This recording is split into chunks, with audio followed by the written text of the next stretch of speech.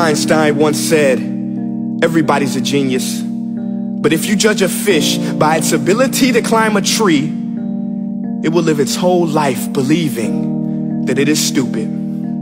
Ladies and gentlemen of the jury, today on trial we have modern day schooling. Glad you could come. Not only does he make fish climb trees, but also makes them climb down and do a 10-mile run. Tell me, school, are you proud of the things you've done?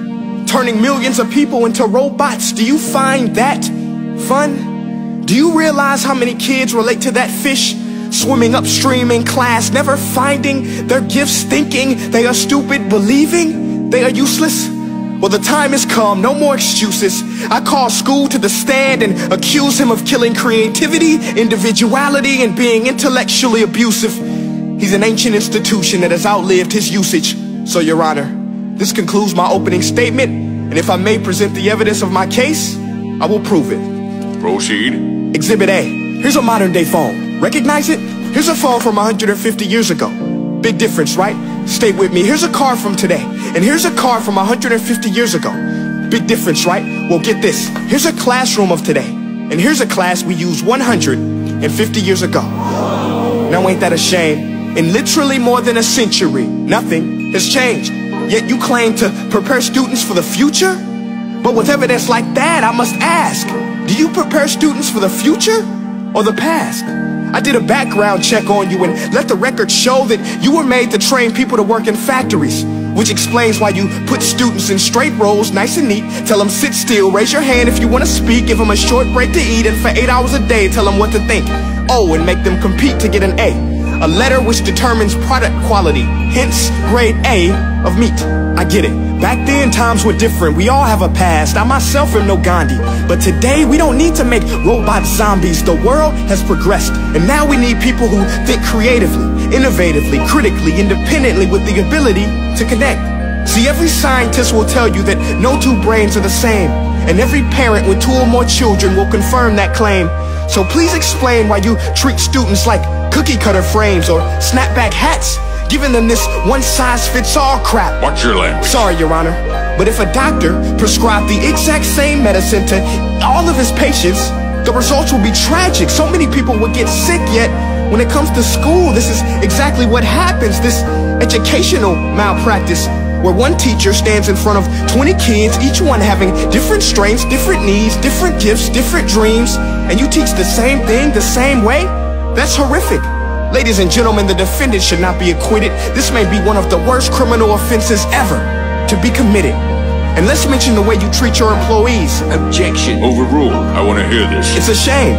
I mean, teachers have the most important job on the planet, yet they're underpaid? No wonder so many students are short-changed. Let's be honest, teachers should earn just as much as doctors, because a doctor can do heart surgery and save the life of a kid, but a great teacher can reach the heart of that kid and allow him to truly live. See, teachers are heroes that often get blamed, but they're not the problem. They work in a system without many options or rights. Curriculums are created by policymakers, most of which have never taught a day in their life. Just obsessed with standardized tests. They think bubbling in a multiple choice question will determine success.